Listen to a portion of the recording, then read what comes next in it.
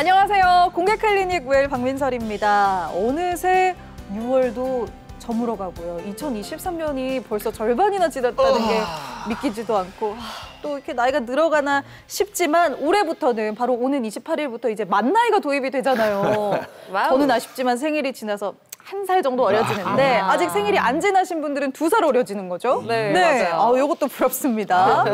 마음도 참 젊어지는 것 같고 어렸을 때는 그렇게 어른이 되고 싶다니 이제는 나라에서 1살 깎아준다고 하니까 왜 이렇게 고맙나요? 다들 좀 우리 젊어진 공클 식구들 기분 좋으시죠? 아, 좋죠. 좋습니다. 아주 좋습니다. 저는 2살 어리지거든요. 근데 축하드립니다. 우리 손주가 3명이 있는데 이제 막내는 이런 걸 잘 모르는데 둘째가 나도 언니하고 되고 싶다. 내가 항상 우리 이제 둘째 보고 우리 가족에서 이야기하는 게 만약에 첫째가 전교 1등을 한다면 둘째는 대한민국 1등 할 거다. 이 욕심이 너무 많아요. 그래서 뭐 떡국 같은 거 많이 먹으면 뭐 한 그릇 올라간다니까 3그릇씩 먹고 언니보다 나이가 똑같느니 1살 많으니 내가 하나 더 먹었느니 이렇게 이야기하지를 않나. 근데 지금 2살이 뚝 떨어진다니까 상심이 크지요. 우리 또 첫째는 지금 9살이거든요. 이게 이제 내년이면 10살. 20대 이러는데 지금 2살이 툭 떨어지니까 이게 또 그 걱정이지. 참 요새 주변에서도 보는 이 이야기를 가지고 가끔 하는 친구들은 좋아하는 사람도 있고 싫어하는 사람도 있고 뭐 정년퇴임에 대한 부분들은 또 좋아할 수도 있고 이런 건데 그런데 사실은 뭐 저는 어쩌든 국가에서 저를 젊게 만들어주니까 저는 막 좋네요. 좋네요. 좋아. 영원한 젊은 오빠. 축하드립니다. 우리 젊은 오빠의. 네, 감사합니다. 네, 영원한 젊음을 위하여. 네. 자, 우리가 나이가 어려진 만큼 우리가 동안도 관심을 갖게 되는데요. 우리 2가지만 생각해 보도록 해요. 일단 첫 번째는 자외선에 쉽게 노출이 되면은 피부 탄력이 떨어지고 노화도 빨리 진행되니까 우리 외출하실 때는 자외선 차단제 꼭 필수로 발라주고요. 그리고 왜 미는 잠꾸러기, 다미는 잠꾸러기 이런 말 아시죠? 알죠. 예. 그래서 하루에 7시간, 8시간 정도는 푹 주무셔야 피부도 탄력이 생기고 재생도 된다고 합니다. 여러분들 통한 되세요. 네. 그럼 다미 씨는 지금 자기가 미인이라고 생각하는데. 그래요? 예. 뭘 봤어? 저 많이 자요. 많이? 네. 저 한 10시간은 자요, 하루에. 10시간 자기 때문에. 좋아요. 네. 또 짚고 가시네요. 인정하시는 겁니까? 인정하시는 겁니까? 아니, 뭐 10시간 잤나 인정해. 조금 해줄게. 감사합니다. 그러면 나이, 외모 다음에 젊어져야 되는 게 네. 뭐라고 생각하십니까? 뭐지? 마인드. 그렇죠. 바로 생각입니다. 제가 그렇지. 얼마 전에 그 인터넷에서 이 꼰대 테스트를 한번 해봤는데 저도 조금 항목이 들어가더라고요. 뭐 예를 들면 이런 겁니다. 네, 쿨하니까 괜찮아. 다 얘기 한번 해봐. 이런 게 좀 있고요. 쿨하다. 거기다가 뭐 나이가 좀 들수록 뭐 지혜가 는다. 뭐 요거는 뱃살이 아니라 인격이다. 인격. 내 20대 때는 말이야. 뭐 그랬지. 나 때는 말이야. 네. 요런 얘기들을 좀 하지 않고 유연한 마인드로 좀 지내고 경청을 좀 많이 해야 될 것 같다라고 말씀을 드리는 바입니다. 뭔가 찔리네요. 아니, 저 누구 보고 얘기 안 했어요. 저도 좀 찔리네요. 연극하면 이런 이야기 정말 많이 했다. 내가 처음 얘기할 때는 자식아. 때는 말이야. 내 라면 한 그릇 먹고 얼마 3일 동안 내내 공연하고 이런. 내가 옛날 소품 만드는 이런 거 있잖아. 내 부산 시내 자전거 타고 다들어가면서 물건들 다 훔쳐 다 내가 못 하나 가지고 10개 만들고. 내 때는 내가 대본을 얼마나 우리 대본을 막 연필로 써가지고 해. 이런 연기를 있다고 그래. 자막 나갑니다. 편집. 꼰대력 만렙. 네. 지금 이 말씀에 공감한 여러분들 반성하세요. 네, 돌아봐야 됩니다. 맞아요. 나이가 또 이렇게 공식적인 나이가 어려졌으니까 그만큼 우리 좀 생각도 젊어지고요. 무엇보다 우리의 몸, 건강 나이가 좀 젊어지면 얼마나 좋을까 싶습니다. 건강 나이는 공개클리닉 웰이 책임지도록 하겠습니다. 네, 내 건강을 지키는 좋은 습관 토요일 아침에는 공개클리닉 웰 지금 시작합니다.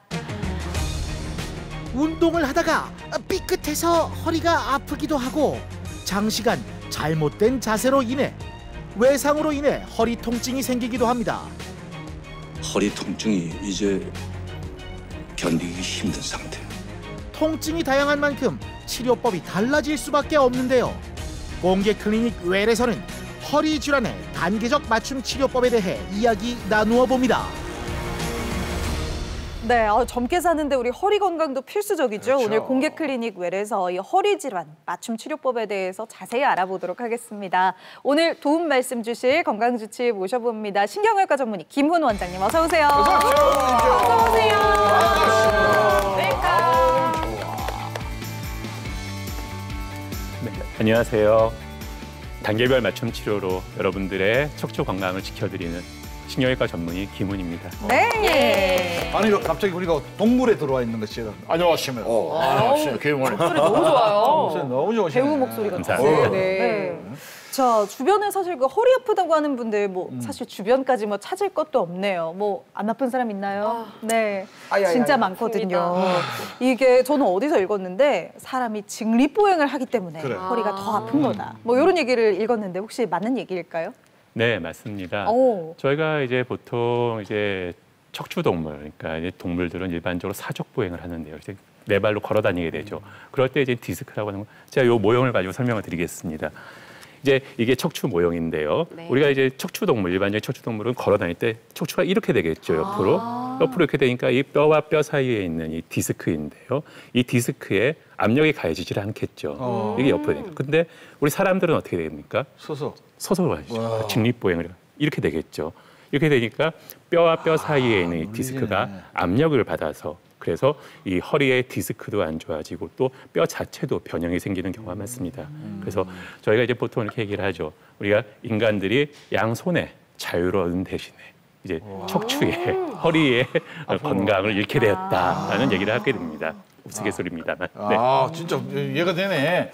또 예전에는 말이죠. 해가 짱짱할 날도 이렇게 밭에 가서 막 이렇게 피해다가 왜 날씨 내일 비 올라나 이렇게 어르신들 이야기 바로 해버리거든요. 그럼 다음날 막 300ml씩 막 내리고 이래.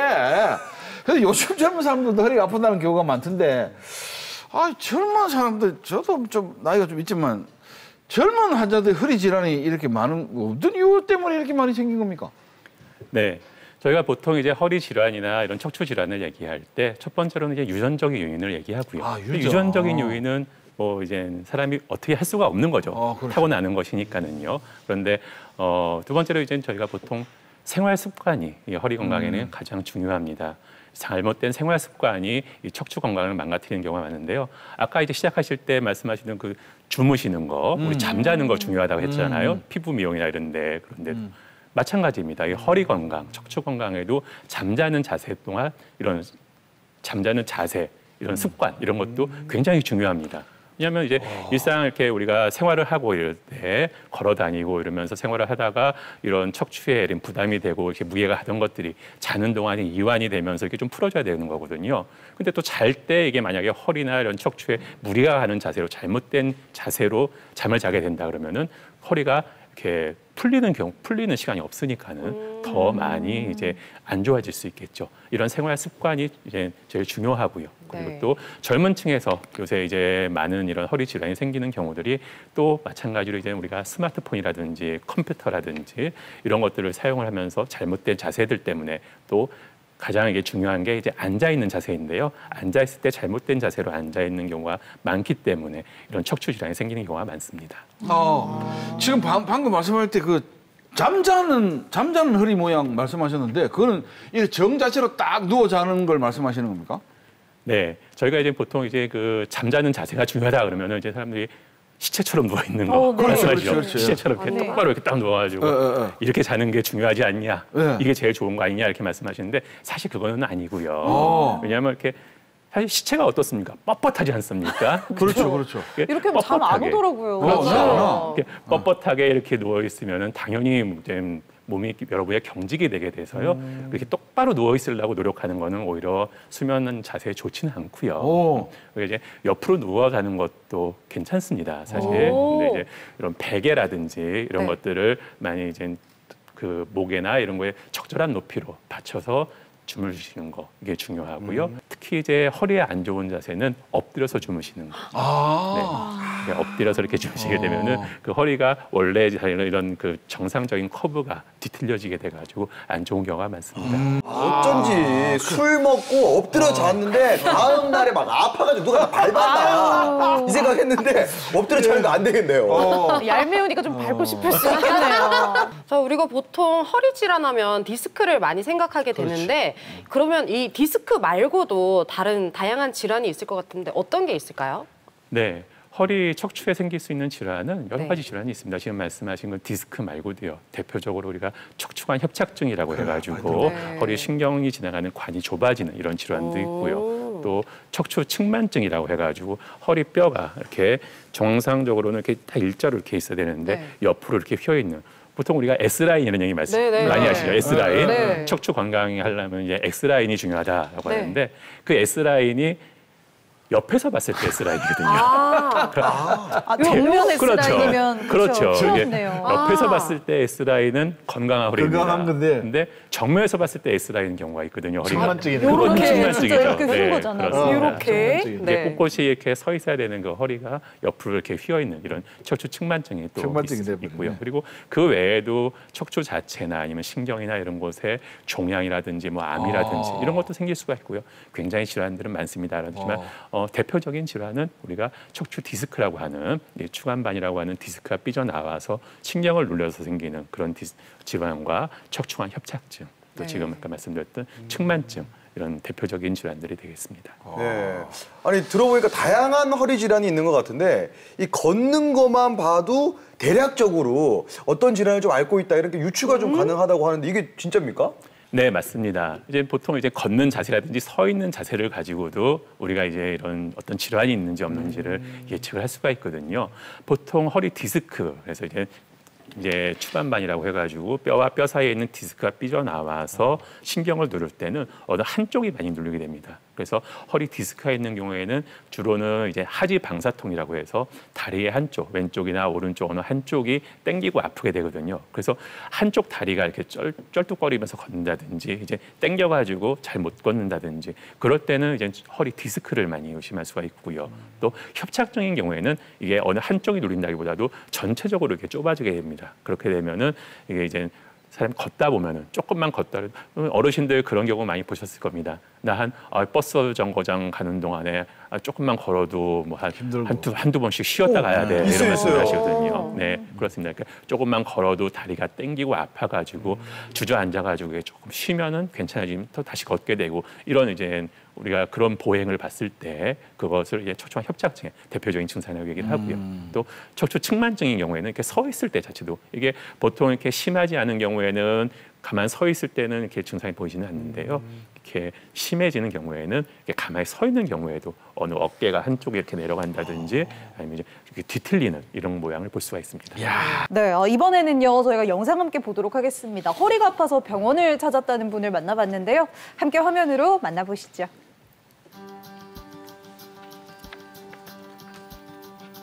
자, 허리가 아파서 난생 처음 병원을 찾았다는 이 환자분 걱정이 좀 클 것 같죠? 제가 디자이너 일을 하다 보니까 오래 앉아있는 일이 많았는데 오래 앉아있다 보니까 이게 허리가 조금 뻐근하고 뒤에 무릎 뒤쪽에 조금 저린 감이 없지 않아 있어서 내원을 했어요. 이거를 운동으로 해도 안 되고 뭐 스트레칭을 해도 이게 안 풀려서 이게 어떻게 해야 되는지 싶어가지고 궁금해서 내원을 했어요. 야, 혼자서 운동, 뭐 스트링까지 했는데 계속 아프니까 걱정이 많이 되시긴. 지금 이거 하는 게 지금 제일 기본이 되는 엑스레이 촬영하는 그 시간이 모이네. 네, 엑스레이를 찍고 나서 이상이 있다면 MRI 찍겠죠. 그렇겠죠. 근데 딱 봐도 많이 위신 것 같은데요, 이렇게? 오래 앉아 있는 거하고 관련이 있는지 좀 궁금하네요. 많이 휘었다. 이야기 들어봐야 될 것 같아요. 지금 어떻게 불편하세요? 허리가 좀 오래 앉아 있으면 좀 많이 뻐근하고 이게 왼쪽 뒤쪽 허벅지 그리고 여기 무릎 뒤쪽이 조금 살짝 절리는 느낌이 조금 오래 한 3-4시간 앉아 있으면 조금 저린 느낌이 들고 허리가 좀 많이 뻐근해요. 오래 앉아 있으면은요. 척추 측만증이라고 해가지고 허리가 이렇게 약간 휘어 있는 게 있어요. 혹시 알고 계세요? 아니요. 처음 들어보세요? 그래서 약간 이렇게 휘어 있잖아요. 그럼 많이 휘었어. 이쪽 오른쪽으로 이렇게 약간 휘어 있는 상태고요. 근데 다행히 이제 이렇게 옆에서 봤을 때 이게 디스크나 뭐 이런 게 아주 심하게 의심이 되는 그런 상태는 아니에요. 그래서 지금은 어쨌든 최대한 일단 이런 약이랑 물리치료랑 또 도수치료하고 그런 이런 견인치료랑 이런 치료까지 해가지고 허리가 이렇게 이제 옆으로 이렇게 삐딱하게 있는 거, 그거 좀 교정을 좀 해보고요. 경과 봐가지고 더 치료하는 거 어떤 그런 치료를 결정하도록 할게요. 알겠습니다. 네. 척추 측만증이 있긴 하지만은 다행히 디스크가 탈출하거나 심각한 상태는 아니어서요. 이런 더수 치료를 통해서 휘어진 척추를 바로 잡고 또 운동과 자세 교정을 통해서 이제 치유하도록 그렇게 하였습니다. 근데 도구 같은 게 없을 수가 있잖아요. 네. 도구 같은 게 없으면 이 한 발로 서는 걸 좀 연습하는데 한 발로 설 때 이렇게 지금 계속 이렇게 되거든요. 저렇게 하면 그래 맞아. 네. 이렇게 할 수 있게 이렇게 해놓고 다리가 외발로 들릴 수 있게 이 처지면 안 되고 이 위치를 그냥 그대로 유지하면서 그럼 턱 떨어지잖아요. 이걸 못 버티는 거거든요. 일단 양쪽으로 이렇게 균형을 잡고 있을 때는 안정적으로 유지가 되거든요. 근데 이것도 힘들 거예요. 처음에 하면 이렇게 해놓고 우리가 평상시에 상체에서 이렇게 짓눌려 있던 허리 쪽을 이렇게 살짝 들어준다는 생각으로. 척추가 조금 휘었다고 말씀을 해주셨는데 앞으로 조금 바른 자세로 좀 앉으려고 하고 다리 꼬는 습관이 제가 많았어가지고 이걸 조금 더 신경을 써야겠다. 평소에 조금 이런 습관들도 조금 제가 신경을 쓰고 주의를 하면서 지내야 될 것 같아요. 허리가 아픈 이유는 굉장히 많습니다. 그래서 이게 어떤 원인으로 인해 가지고 허리가 아픈지 그거를 알 수 있는 거는요. 그거는 이제 전문가의 소견을 봐야지 알 수가 있는 거죠. 그냥 나 이제 허리 아픈 게 그냥 일시적인 이런 것으로 지나간다 그러면 그게 어쩔 것이 없는데 만약에 허리가 아프고 그런 것들이 뭐 한 일주일 이상 지속이 된다든지 아니면은 허리만 불편한 게 아니라 다리 쪽으로 증상이 나타난다든지 어떤 상태인지를 정확하게 이걸 분별을 하고 그래서 그에 맞는 적합한 치료를 받으시는 게 제일 중요하겠습니다. 네, 영상 보고 왔습니다. 맞아요. 허리가 아프면 디스크인가 의심을 할지 이렇게 내 척추가 휘었다 이런 생각은 잘 안 할 것 같은데 그래도 다행히 젊고 운동 치료로 많이 좀 좋아질 수 있다고 하니까 다행입니다. 허리가 아파서 병원에 갔을 때 또 주사 맞았다고 하는 분들도 많은데요. 이 주사 치료는 어떻게 진행이 되는지도 궁금합니다. 네, 이제 허리 주사 치료는 대표적으로 이제 3가지가 방법이 있습니다. 이제 신경 주사 치료라고 해서 우리 보통 이제 어르신들이 뼈 주사 이런 말씀 많이 들어보셨죠? 네네. 뼈 주사라고 하는 게 바로 이 주사인데요. 신경 차단술이라고 하는 이런 방법이고요. 또 하나는 이제 통증 유발점 치료라고 해서 TPI 주사라고 하는 것입니다. 이거는 이제 통증을 유발하는 곳에 진통제나 약물을 주입해서 이 통증을 감소시켜주는 이런 방법이고요.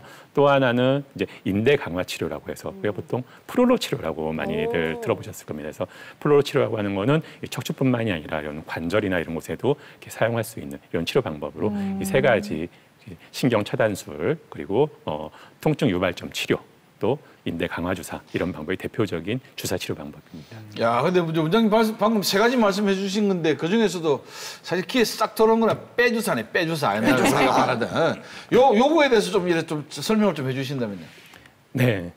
저희가 이제 보통 이제 왜 뼈 주사라고 말씀을 하시냐면은요. 우리가 이제 주사를 놓을 때 그 정확한 부위에다가 주사를 하기 위해서 이 엑스레이 이렇게 이제 영상으로 바로 볼 수 있는 그런 엑스레이를 보면서 주사를 놓게 되거든요. 그래서 이제 어떤 이 모형으로 또 말씀을 드리게 되면은요, 여기 척추에 뼈와 뼈 사이에 여기에 신경이 지나가는 통로가 있거든요. 그래서 이 신경이 있는 부위, 이쪽 부위를 우리가 신경 차단술이라고 하는 주사를 하게 되는 겁니다. 그래서 이 신경 자체는 엑스레이 상에서 보이지는 않기 때문에요. 그래서 우리가 이 엑스레이로 이 뼈와 뼈 사이를 보고 그 구조물에 신경이 지나가는 통로 쪽에 그쪽 부위에다가 주사를 하는 것 이게 이제 신경 차단술이라고 하는 주사 방법이거든요. 그러니까 이제 염증이 있는 부위, 이제 눌려 있는 부위에 주사 약물을 집어 넣어 가지고 그쪽 부위에 이제 신경을 갖다가 염증을 좀 줄여주면서 신경을 회복시켜주는 이런 방법이 바로 신경 차단술, 신경 주사 치료 방법.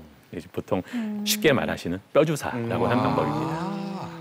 저는 그 3가지 주사 중에 프롤로 주사 저희 엄마가 얼마 전에 맞았다 그래서 더 궁금하게 되거든요. 이거는 어떤 주사고 어떤 원리에 어떤 경우에 좀 효과가 있는 건가요? 네, 이 프롤로 주사라고 하는 거는요. 우리 이제 네. 그 영어에서 나온 건데요. 프롤리퍼레이션이라고 하는 우리 증식이라는 데서 따온 그런 주사 치료 방법이거든요. 어떤 염증 반이나 이제 약해져 있는 부위에다가 우리가 이제 약물을 주입을 합니다. 그래서 그쪽 부위에서 이런 자가 치유 방법을 이용하는 것이거든요. 근데 염증이 생기게 되면 그것에 이제 우리가 그것을 치료하기 위해서 여러 가지 것들이 들어오면서 그쪽 부위가 증식을 하게 되는 겁니다. 그래서 보통 이제 간단하게 말씀드리면 이제 이런 피부에 상처가 났을 때 생각하시면 될 것 같아요. 피부에 상처가 나면은 처음에 그 찢어진 부위나 이런 부위에 나중에 이제 뭐 좀 부풀어 오르면서 그 흉터가 생기면서 이렇게 조직들이 이렇게 막 좀 질기게 붙지 않습니까? 그런 것들이 이제 인대나 이런 곳에도 마찬가지로 그런 반응들이 일어나는 겁니다. 그래서 이런 염증 반응을 일부러 유발시켜서 그쪽 부위의 증식을 통해 가지고 몸에 있는 그런 자가 치유력을 갖다 이용하는 그런 치료 방법이 이 플로로 주사. 인대 강화 치료라고 하는 방법입니다. 그러면 이제 통증이 좀 있을 때마다 좀 가서 반복적으로 맞아도 되는지도 궁금하고 사실 자주 맞다 보면 된다고 하면 내성 같은 게 좀 또 생기지 않을까 걱정이 좀 되는데요. 네. 보통 이제 내성이다 이런 거는 크게 걱정하실 필요는 없는데요. 우리가 이제 이런 주사를 할 때 그 보통 이런 스테로이드라는 약물을 들어보셨을 겁니다. 스테로이드라고 하는 게 우리가 보통 약날의 검이라고 얘기를 하는데요. 적절하게 제대로 쓰게 되면은 참 효과가 좋고 몸에 좋은 약인데 또 잘못 쓰고 남용을 하게 되면은 또 몸을 망가뜨리는 또 이런 약이거든요. 근데 스테로이드를 너무 반복적으로 맞게 되고 그렇게 된다 그러면 스테로이드 성분이 있는 주사를요. 그러면은 몸에 좋지는 않습니다. 근데 이제 어느 정도 전문가의 처방을 받아가지고 적절한 약만큼 적절한 횟수를 맞게 되면은 그거는 이제 내성이라든지 이런 부작용을 크게 걱정하실 이런 치료는 아닙니다. 그래서 스테로이드 주사나 또 다른 주사, 이제 스테로이드가 아닌 주사들도 있거든요. 이런 주사들은 이제 전문가의 처방을 받아서 이제 반복적으로 사용을 하더라도 크게 무리는 안 되는 그런 주사 방법입니다. 그러면 초기에 이렇게 주사를 맞고 또 도수 치료도 받고 자세를 좀 바르게 잘 유지를 한다면 이게 수술까지 꼭 안 해도 될 것 같다는 생각이 드는데 안 하고 싶겠지. 그렇죠. 사실은 무섭잖아요. 맞아요. 그래서 안 하고 싶겠지. 또 어른들은 허리에 칼 대는 거 워낙 또 무서워하시니까요. 그렇지. 그렇다면 수술 안 하도록 관리를 잘 하는 방법들 중에 뭐 도수 치료, 주사, 뭐 평소 습관 어떤 것들이 가장 중요할까요? 네. 지금 말씀하시는 그런 여러 가지들이 다 뭐 어느 하나 중요하지 않다고 말할 수 없는 것들인데요. 제일 제가 중요하다고 얘기할 수 있는 거는 바로 이제 정확한 진단입니다. 어떤 단계? 우리가 이제 진단이라고 하는 게 결국은 이 환자분이 뭐 디스크인지 측만증으로 인한 건지 아니면 근육의 문제인지 뭐 인대의 문제인지 아니면 뭐 신경 자체의 문제인지 아니면 뭐 협착증으로 인한 건지 이런 여러 가지 질병들이 있는데 그중에서 어떤 것으로 인한 건지 또 어느 부위에 있는 것으로 인한 건지를 정확하게 진단을 하고 거기에 맞게 치료를 해야 되겠죠. 그래서 이게 처음에 제일 먼저 하게 되는 게 진단인데 이 진단 자체가 잘못되게 되면은 그 뒤에 있는 치료 방법들로 다 잘못될 수밖에 없겠죠. 그래서 첫 번째로 정확한 진단인데요. 이게 그런 일반적인 그런 보존적 치료, 우리가 도수 치료라든지 물리 치료, 약물 치료 어느 단계, 그러니까 또 주사 치료로 가능한 건지, 아니면 시술로 가능한지, 아니면 바로 수술로 가야 되는 건지 이런 어느 단계에 있는지를 정확하게 진단을 하고 거기에 맞춰서 치료를 하는 것이 제일 중요하다고 할 수 있겠습니다. 네, 잘 알겠습니다. 자, 진단부터 정말 정확하게 잘 받는 게 중요할 것 같은데요.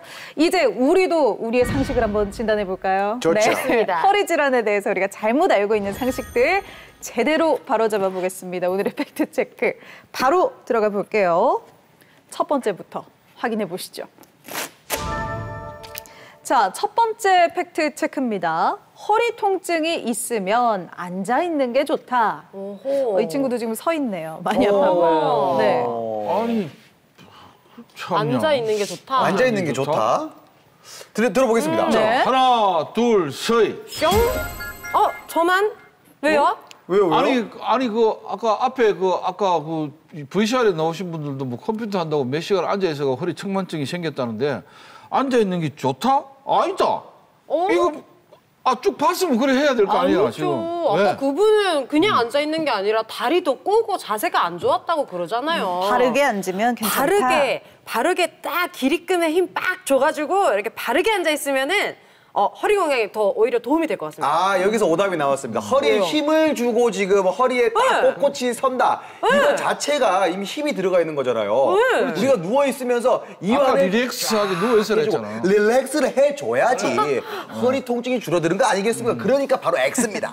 사실 허리 통증이 없어도 누워 있는 게 제일 좋지 않나요? 좋지. 근데 너무 누워있으면 늘 또 누워있고 커지는 싶어요. 대로 또 안 좋아질 것 같은데. 근데 만약에 이게 아까 말씀하시고 VCR도 다 나왔는데 이걸 문제가 X가 아니면 이거는 작가가 완전히 놀다가 한 것 같은데. 원만하게 화해하시기 바랍니다. 어떤 일인지 모르겠지만. 좋습니다. 의견입니다. 자, 바로 확인해 보겠습니다. 원장님, 정답은요? 네, 정답은 그렇지. 해야지. 그러면 혹시 누워 있는 게 좋은 건가요? 네, 저희가 보통 이제 그 누워 있을 때 허리에 들어가는 압력이라든지 힘을 한 100 정도라고 보면은요. 서 있을 때 올바른 자세로 똑바로 서 있을 때 허리에 들어가는 힘은 한 150 정도로 얘기를 할 수 있습니다. 근데 오히려 앉아 있을 때는 허리에 힘이 덜 들어가는 게 아니라 더 많이 들어가게 됩니다. 더 많이요? 네, 그렇습니다. 오히려 한 200 정도까지도 더 많이 들어가게 되거든요. 아까 이제 말씀하신 올바른 자세로 앉아 있는 것, 그건 굉장히 중요합니다. 그런데 이게 다 올바른 자세를 말씀드리는 거거든요. 올바른 자세로 누워 있을 때와 앉아 있을 때와 서 있을 때 이 세 가지 중에서 허리에 가장 힘이 많이 들어가는 자세는 앉아 있는 자세입니다. 그래서 허리가 안 좋으신 분들은 앉아 있는 자세를 정확하게 또 이제 올바른 자세로 앉아 있는 게 제일 중요하기도 하고요. 또 오래 앉아 있는 것보다는 저희가 이제 직업이나 이런 것들로 인해서 어쩔 수 없이 오래 앉아 있을 수밖에 없는 경우들이 많이 있죠. 그럴 때도 이제 한 30분 정도 앉아 계시면은 그래도 한 5분이라도 일어나셔서 스트레칭을 많이 해주시고 그러시는 것들이 허리 건강에 좋습니다. 알겠습니다. 지금도 저희가 앉아 있는데 녹화를 뭐 빨리 끝낼 수도 없고 똑바로 잘 바르게 앉아 보도록 하겠습니다. 자, 두 번째 팩트 체크 들어가 보겠습니다. 척추 질환의 90%는 수술하지 않아도 된다. 오. 아니 이거는 뭐 무조건 맞춰야 되는 거 아닙니까? 맞춰보시죠. 네. 맞춰보세요. 90%? 네. 90%? 하나, 둘, 셋. 빠밤. 아니 이걸 고민한다고요 지금? 뭐야 이게? 아니 저게 여러분 보십시오. 이게 문제 자체가 함정입니다. 네, 함정 같아요. 그 함정 같아. 작가가 완전 놀았어. 잘 보세요. 척추 질환의 90%가 수술하지 않는다고 하면 10%밖에 수술하지 않는다는 건데 아니 아무리 시술이 뛰어난다고 하지만 그 수치 자체가 저 정도까지로 차이 날 것 같지는 않고요. 그러면 사실 그 병원도 좀 운영이 힘든 거 유지하기가 아닙니까? 힘들 것 같거든요. 한 7대3, 6대4 정도 되지 않을까 싶어요. 이거 참 그러니까 또 아니에요? 아니 바꾸세요. 다미 씨부터 문제하게 해봐봐. 아니 이거에 대한 문제자의 의도를 유추를 해보자면 뭐 이렇게 병원을 잘 안 가는 우리 젊은 오라버니 고쌤처럼 이런 몸에 이상이 있어도 안 가시는 분들 많잖아요. 그쵸. 이분들 꼭 병원에 오시라고 낸 문제 같아요. 꼭 수술이 아니더라도 다른 뭐 도수 치료라든지 아니면 겁먹지 마시라고. 네, 시술이라든지 뭐 다른 방법 많으니까 오셔가지고 아픈 것 좀 치료하세요. 이 의도로 내신 문제 같습니다. 나는 내가 먼저 이야기하려다가 자미 씨한테 준 이유가 뭐냐면 척추 질환의라는 게 때문에 그런데 척추 질환의 병원에 와서 척추 질환의 환자라고 확인을 받은 사람의 90%가 수술을 하지 않아야 되는 건가? 4천만 명, 5천만 명이 사람 중에서 척추를 다 가지고 있으니까 인간은 그 중에 90%를 수술. 내 이런 말을 정하려고 했는데 만약에 내가 척추 질환으로 아픈 사람인 것 해도 90% 정도는 수술 안 사람 중에 왜냐면 척추 질환의 90%니까 아픈 사람 중에 90% 정도는 다 하지는 않을 것 같은데 주변에 보면 10명 지나가면 1명만 수술한 것 같아요. 그럼 안에 오다. 다 안 하죠. 요새 의술이 발달됐기 때문에 다른 시술로도 약물로도 얼마든지 다 할 것 같아요. 아무리 K의료가 발전해도 90%, 아니 10%밖에 수술하지 않는 게 말이 됩니까? 이 사람아 그러면 암이 그러면 20%, 30% 걸리면 좋겠어. 10% 걸리면 됐지. 아니 그러면 병원 의사 선생님들은 어떻게 의사 선생님들이 무슨 수술해가지고 돈 벌라고 해서 의술로 해가지고 인간의 삶을 평화롭게 하고 인간의 삶을 이래 잘 영유하게 해주는 그런 목적으로 의사 선생님 하는 거지. 그래도 뭐 간호사 선생님들 월급도 주고 그래도 봉급도 줘야 되는데 어떡합니까 그거를. 그렇다고 수술을 해? 그런 건 아니죠. 요거는 볼 때 방송에 안 나올 것 같아요. 각자 허리 건강부터 생각하세요. 병원 생각하지 마시고. 좋습니다. 자, 확인해 보겠습니다. 정답은요? 네, 정답은 5입니다. 네. 진짜요? 예.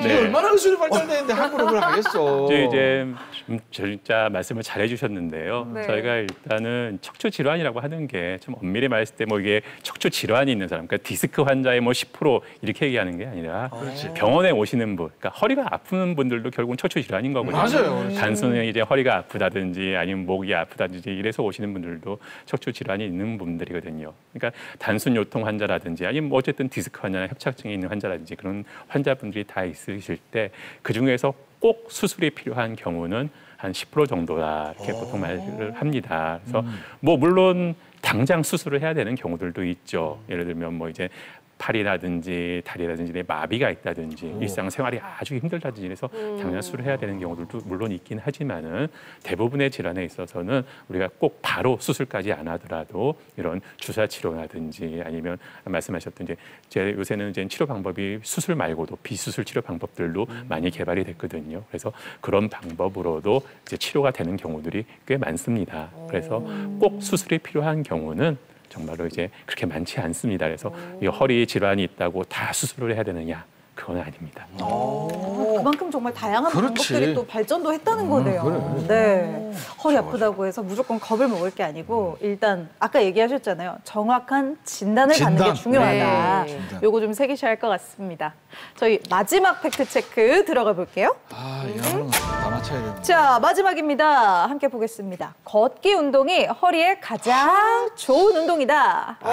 이건 제가 확실히 가장을 압니다. 왜 강조해? 예. 뭐 하다 보니 강조가 된 거예요. 일부러 그렇죠. 강조한 거예요. 기분이 그냥 오늘 좀 근데 가장. 선생님 민선 씨도 정답을 몰라요. 네, 저는 맞아요. 그냥 어제 이제 제가 좀 걸었거든요. 그래서 이제 오늘 안 좋지? 뿌듯한 마음에 안 좋을 뒷산도 것 좀 같은데? 갔다 오고. 네. 어허. 자, 걷기 운동 그런 다음에 한번 강조를 해봤습니다. 가장 좋은 운동이다. 네. 하나, 둘, 셋. 따단 오, 좋다고요, 여러분들? 안 좋다고. 좋다고요. 바꾸세요. 바꾸세요. 안 좋다고 걷기 운동 X예요. 허리에 가장 좋은 운동이다. O, X. X, 그렇지. 네. 이게 나는 뭐 단순한 저는 걷기 운동 좋다고 생각하는데. 이제 우리 편이구나. 이게 그런 거지. 나는 걷기 운동이 좋은데 허리에 좋은데 허리 이제 척추에 관계되는 걷기 운동하고 네. 허리 근육을 강화하는 운동하고 이렇게 있을 수 있는 거고 일단은 아까 누워 있는 게 100일 때 네. 직립이 150, 앉아 있는 게 200이었으니까 그래도 네. 150이니까 서서 걷는 것도 그렇게 좋지는 않을 거라는 생각이에요. 그냥 X. 네, 저는 아까 민설 씨가 가장을 그래. 듣자마자 이건 아니다. 가장은 아니에요. 그럼 다시 왜냐면- 읽어드릴게요. 네. 걷기 운동이 허리에 가장 좋은 운동이다. 자, 이제 중립을 위해서. 네. 맞아. 가장 좋은 그럼 운동이다. 바꿀 거야. 네. 가장 좋은 운동이 아니라는 말입니다, 저도. 어쨌든 제일 좋은 거는 제 생각에는 왜 허리에 무게감이 좀 부담이 덜어지는 물속에서 하는 운동들 있잖아요. 최고지. 아쿠아로빅 뭐 이런 것들. 그렇죠, 그렇죠. 그건 최고지. 물속에서 하는 운동이 가장 좋은 운동일 것 같아서 X로 들었습니다. 오케이. 아쿠아로빅도 물속에서 걷는 거잖아요. 그러니까요, 물속이 낫다고요. 그 대신 그 중력을 들어주니까. 걷기. 그것도 걷기라고 봐야 되나? 저는 모르겠어요. 뭐 가장 저도 뭐 우리 집 가장이거든요. 저는 그게 보면은 그 물속에서 하는 것도 저변 같은 거 하게 되면은 네. 척추 기립근 같은 거 엄청 쓰거든요. 팍팍 하면서 그쵸, 수영도 그쵸. 힘 엄청나게 들어요. 근데 괜찮지 않나? 허리가 아픈 사람들이 이렇게 수영하면 어떻겠습니까? 아파요. 이게 좋은 운동은 아닐 것 같거든요. 그래서 가장 기본적으로 척추가 지금 약간 휘어졌으면은 네. 조금 걸어주면서 우리 경상도 스타일로 좀 발라줘야 된다. 그래서 척추를 조금 이렇게 펴줘야 될 것 같기 발라줘야 때문에 된다. 걸으면서 좀 발라줘야 된다. 네. 그렇기 때문에 5다라고 들었습니다. 저희 집 가장입니다. 네. 근데 이게 참 걷기 운동이 좋으면 좋겠어요. 왜냐면 사실 뭐 돈 드는 것도 아니고. 맞아요. 제일 편하잖아요. 뒷산 얼마나 잘 됐습니까? 요즘 저녁에 날씨 끝내줍니다. 네. 사실 나는 좀 매일 저녁에 강아리 바닷가를 걷거든. 그런데도 가장 좋은 운동은 아닐 것 같아요. 아니 둘레길, 올레길 이런 거 국가에서 얼마나 많이 깔아놨습니까? 깔아놓은 이유가 있다니까요. 자, 갈매길도 좀 걷고 해야 되는데. 그러니까. 네, 자, 정답 보겠습니다. 정답은요? 네, 정답은 5입니다. 아닙니까? 네, 그러면은 맞아요. 가장 좋은 운동 맞네요. 우리 집 가장입니다. 맞구나. 아니 진기보행을 하면 안 좋다며. 보통 이제 아까 지금 아니 말씀 그렇다고 여러 그냥 가지 네 발로 다니는 거잖아요. 허리 지키려고 갑자기 이러고 다닐 수는 없잖아요. 여러 가지 말씀하셨는데요. 이제 말씀하신 말씀 중에서 굉장히 맞는 말씀도 맞습니다. 이제 허리에 이제 보통 물속에서 하는 운동, 네. 수영 같은 운동, 네. 수영도 이제 허리에 도움이 되긴 하죠. 네. 그런데 이제 급성 질환이 있고 그런 분들, 움직이지 못하는 분들한테는 수영은 또 오히려 허리에 무리를 줄 수가 있는 거고요. 아까 말씀하신 대로 접영 같은 경우는 오히려 허리에 좋지 않습니다. 근데 우리 이제 그 수영장 가시면은 이제 우리 연세 있으신 분들 수영하시는 게 아니라 물 속에서 이렇게 막 걸으시는 분들 이렇게 많이 보셨을 네. 거예요. 그것도 걷는 운동이거든요. 우리 물속에서 맞는 말 하게 되게 되면. 많이 했다. 네. 그 안에 정답이 다 있었어요. 물속에서 하게 되면은 허리나 이런 데 자체 근육이나 또 특히 이제 무릎이나 이런 데가 안 좋으신 분들도 많이 있거든요. 관절이 안 좋으신 분들도 이런 물속이나 이런 데서 하면은 몸에 이제 부담이 좀 덜하기 때문에 그래서 물속에서 수영을 하는 게 아니라 이렇게 걷는 운동 이런 것들이 또 허리에 많이 도움이 줄 수가 있고요. 또 아까 말씀하신 우리가 직립보행 그래서 서 있을 때 누워 있을 때보다도 허리에 더 힘이 많이 들어간다고 말씀을 드렸었잖아요. 근데 당연히 누워만 있게 되면 허리에 힘이 안 들어가기 때문에 허리 근육이 약해지게 됩니다. 그래서 우리가 허리에 있는 뼈라든지 디스크 자체를 이렇게 강하게 이렇게 만들어줄 수 있는 방법은 별로 없습니다. 근데 허리 주변에 있는 그런 근육들을 강화를 시켜줌으로 해가지고 허리를 이렇게 지탱하는 힘을 이제 분산을 시켜서 그런 디스크나 이런 것들이 생기지 않도록 하는 것이 되게 중요합니다. 자, 좋습니다. 허리 질환에 대한 팩트 체크 여기까지 하겠습니다.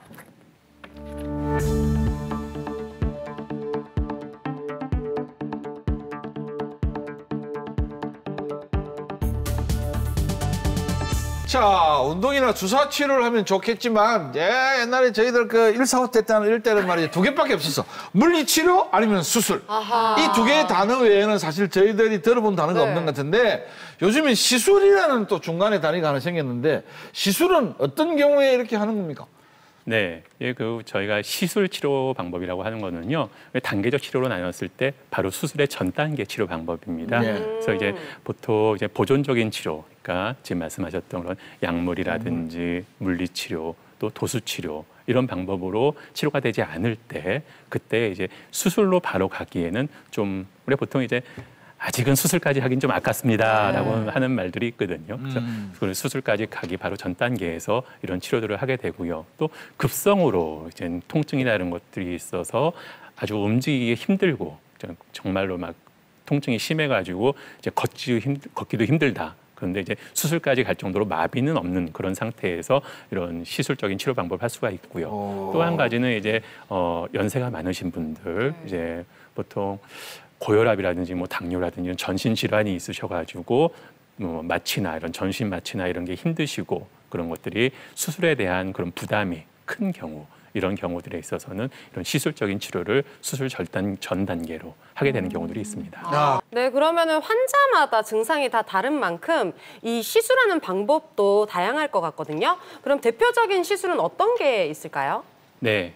시술도 여러 가지 방법이 있는데요. 저희가 이제 대표적으로는 그 고주파 수액 감압술이라고 해가지고요. 디스크 튀어나온 것 자체의 그 압력을 줄여주는 이런 시술 방법이 있고요. 또 신경 성형술이라고 해서 꼬리뼈 쪽을 통해서 들어가서 이제 그 신경이 눌리는 부위를 풀어주는 이런 방법이 있고 또 풍선 확장술이라는 방법이 있습니다. 이거는 이제 그 신경이 눌린 부위에 또 조종 관을 집어넣어서 그 부위에서 이렇게 풍선을 부풀려 가지고 신경 눌린 걸 풀어주는 이런 방법입니다. 그러면 이제 앞서 말씀해 주신 방법으로 시술을 하게 되면은 시간이 좀 짧았으면 좋겠는데 어느 정도 걸리나요? 예, 보통 우리가 이제 이런 시술 치료 방법은요, 국소 마취, 그러니까 이제 부분 마취를 통해서 이제 우리가 보통 이제 정신이, 그러니까 이제 마취, 전신 마취나 이런 걸 안 하기 때문에 이제 환자분들과의 대화를 하면서 이런 치료를 하게 되고요. 이런 시술 방법은 보통 이제 아무리 길어도 한 30분 정도 안에 끝나게 됩니다. 빨리 끝나네요. 네. 정말 시술 많네요, 그죠? 진짜 시술 많네. 좀 안심되시죠? 완전 안심되네요. 저는 아직은 괜찮지만 앞으로는 점심시간에 가겠습니다. 고주파 수액 감압술, 그리고 신경성형술, 풍선 확장술 뭐 이런 얘기 해주셨는데 저는 이 풍선 확장술이 이름이 좀 신기한 것 같아요. 풍선을 넣어서 뭐 부풀리는 뭐 이런 건가요? 보통 이제 저희가 이제 비유를 할 때 이게 우리가 심장 스텐트라고 해가지고 심장에 혈관이 이렇게 막혔을 때 그 부위에 이렇게 들어가서 이렇게 넓혀주는 이런 치료를 하지 않습니까? 그거나 마찬가지 비슷하다고 보면 되겠습니다. 꼬리뼈 쪽을 통해 가지고 이렇게 얇은 관을 집어넣어서요. 신경이 눌려 있는 부위, 그쪽 부위에 들어가서 이렇게 풍선을 이렇게 끝에 이제 풍선이 달려 있는 그런 관이거든요.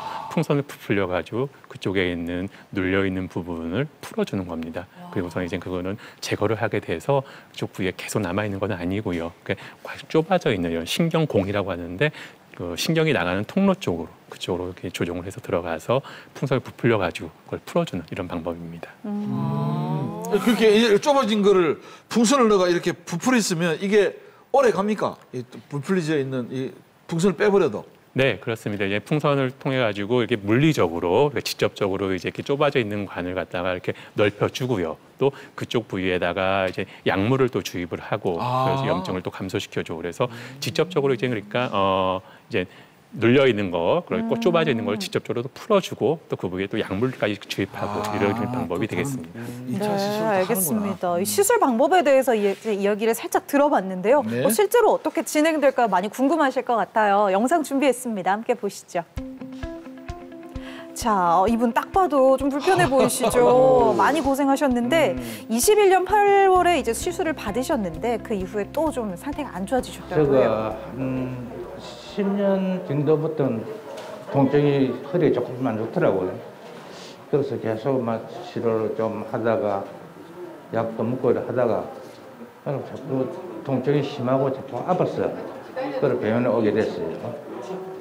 허리부터 아파가지고 엉덩이 올라오고 다리로 무릎에 뒤로 다리가 좀 오른쪽에 많이 심하게 아프고 그래서 좀 많이 땡길러요. 걷기가 좀 거동하기 힘이 들어요. 원장님 지금 제일 불편하신 게 어떤 게 제일 불편하세요? 네, 허리, 네. 그다음에 엉덩이 요리하고 다리로 다내놓고 오른쪽 다리가 많이 불편해요. 허리부터 해가지고 엉치로 주로 오른쪽 다리가요. 왼쪽 다리는요? 왼쪽 다리는 그렇게 막 별로 심한 건 없는데 오른쪽이 많이 불편하고 쩔뚝거리고 걷고 이런. 시술 받고 좀 나아지셨다가 지금 요새 와서 다시 또 불편해지신 거고 걷는 거랑 그쪽 다리 쪽에 당기는 게 제일 아프시고요. 이쪽 침대에 한번 좀 누워 보시겠어요? 이 뒤쪽으로요. 이쪽은요? 이쪽에는 그렇게 막 시끄럽게 심하지 않으시고요. 네. 야, 이미 시술을 했는데도 그렇게 힘드시다면 마음고생도 많이 하셨겠네. 네, 이제 다른 병원에서 시술 받으셨던 경우거든요. 조금 더 진행이 되셨어요. 협착이 좀 더 진행이 되면서 신경이 좀 더 눌려가지고 그래서 요새 다시 좀 더 불편해지신 것 같아요. 다행히 뭐 마비가 있다거나 힘이 빠진다거나 그런 증상은 없으세요. 수술 쪽으로 가시는 것보다는 비수술, 시술 치료 방법으로도 많이 좋아지실 수가 있으실 걸로 보여요. 아이고 시술하셨다가 이렇게 아프시다고 해서 수술할까 걱정했는데 시술로 문제가 해결된다고 하니까 다행입니다. 신경 눌린 걸 풀어주는 거예요. 이렇게 꽉 좁아져 있는 관을 그렇죠. 넓혀준다. 이렇게 생각을 하시면 되는 거예요. 네. 하여튼 내가 잘 부탁드립니다. 좀 낮게 하고 나도 조금만 산에다 올라가고 싶고 그런데 올라가도 못 나오고 친구들 놀러 가더라도 저거는 이렇게 돌고 오면 난 돌도 못 오고 안 되고 그러는데 좀 잘 부탁드릴게요. 네, 알겠습니다. 하여튼 최대한 기술적인 방법으로 해가지고 좋아질 수 있도록 그렇게 하시도록 할게요. 네. 네, 친구들과 산에 올라가고 싶다는 바람 금방 이루어지실 것 같습니다. 이제 수술이 시작된 것 같은데요? 지금 이제 4번하고 5번 사이에 그쪽에 디스크가 튀어나와 있는 부위에 요 고주파를 발생시키는 장치를 집어넣어가지고 고주파를 통해가지고 요 이제 압력이 증가되어 있는 디스크 자체에 압력을 줄여주는 그런 치료를 하고 있는 겁니다. 네, 신경을 누르고 있는 부위에 가는 관을 집어넣어서요. 고주파를 통해서 그 압력을 줄여주는 그런 방법입니다. 이제 꼬리뼈 쪽으로 해서 풍선 합장술을 할게요. 지금 괜찮으세요? 네. 그러니까 이게 참 칼 대는 게 아니니까 진짜 시술 맞네요, 그죠? 그렇지. 이렇게 감압하고 풍선이 지금 들어가나요? 오른쪽 다리 쪽으로 좀 불편하실 수 있어요. 전신 마취도 안 하니까 이렇게 서로 말씀도 나누고요. 좀 신기합니다. 그러니까요. 신경 눌린 거 풀 때가 좀 아프시거든요. 조금만 참으실게요. 네, 저렇게 이제 원하는 위치에 카테터를 주입을 해가지고요. 그쪽 부위에서 이제 신경이 눌리는 부위에 풍선을 부풀려서 신경 눌리는 걸 풀어주는 방법입니다. 와, 저렇게 넓게 되면서 뭐 통증이 줄어드는 거네요. 느끼는 거는 환자분이 이제 그 전에는 뭐 걷지도 못하고 걷기도 힘들고 참 이렇게 뭐 일상생활하는 게 참 힘들었는데 이제는 일상생활하는 게 많이 편해졌고 그리고 이제 뭐 걷는 것도 편해졌고 그래서 여러 가지 뭐 이제 통증이나 이런 것들도 좋아지시고 내가 정말 사는 것 같다.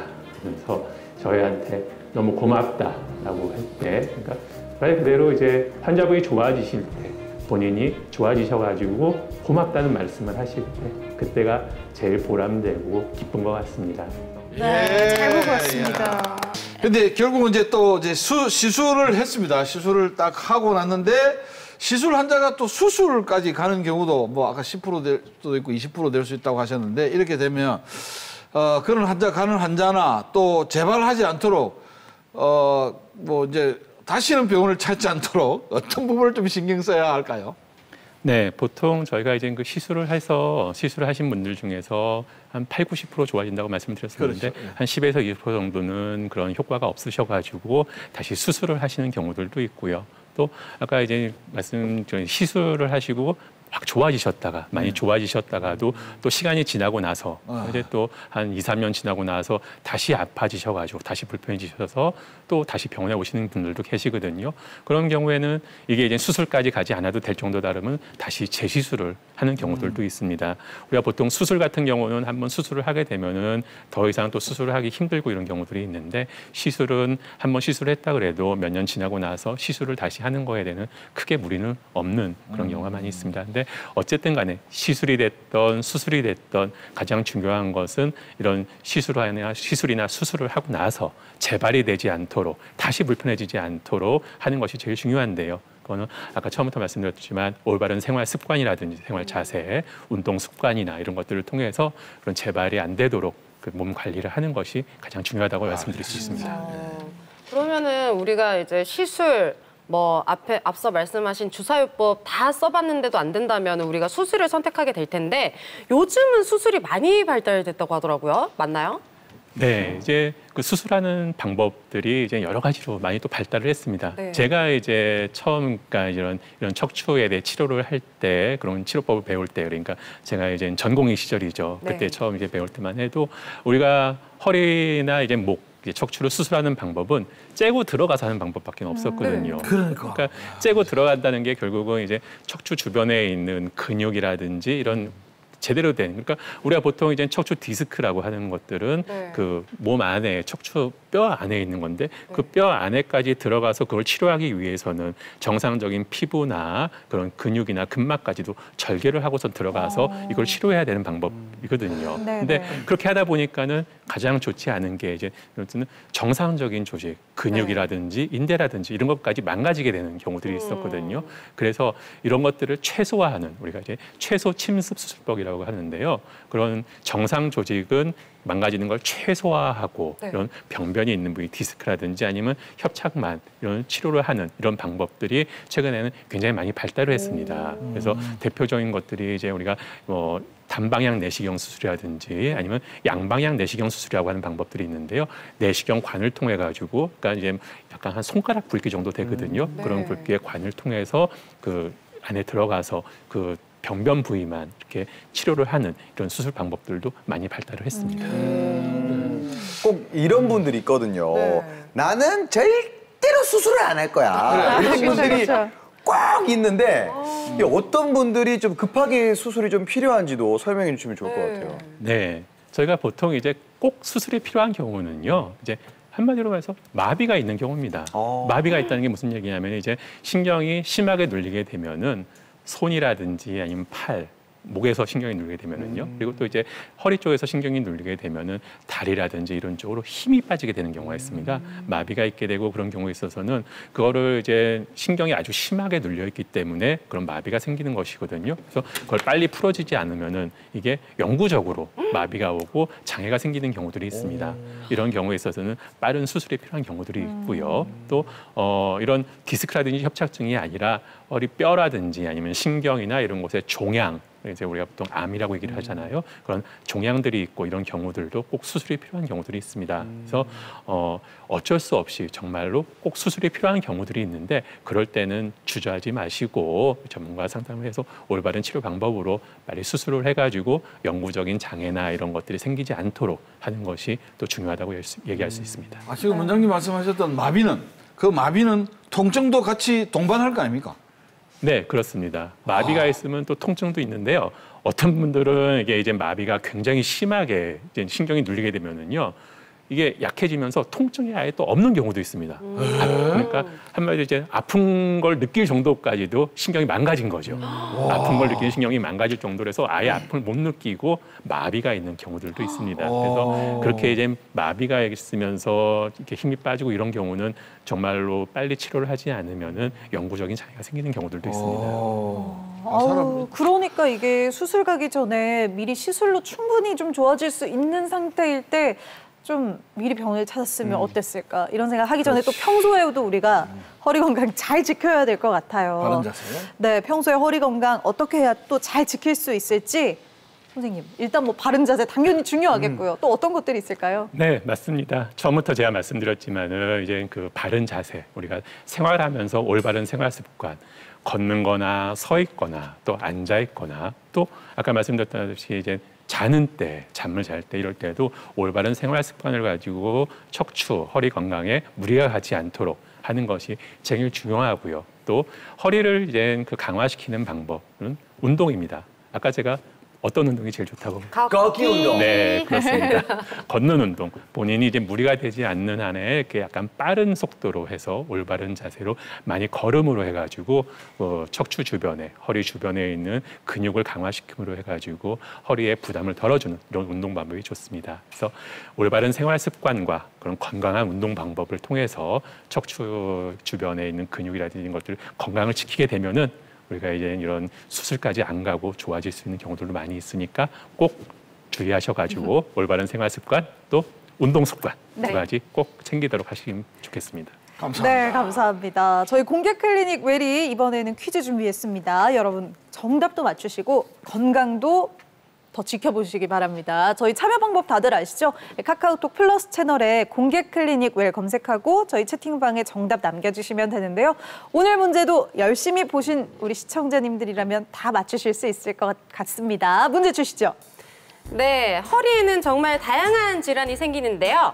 다음 중 허리에 생기는 질환이 되는 원인이 아닌 것은 무엇일까요? 자, 보기 1번 노화, 보기 2번 외상, 보기 3번 비만, 보기 4번 바른 자세입니다. 허리 질환이 생기는 원인이 아닌 것. 1번 골라주세요. 그래요. 오늘 정말 이 걷기 운동의 중요성에 대해서 정말 많이 얘기를 했던 것 같은데요.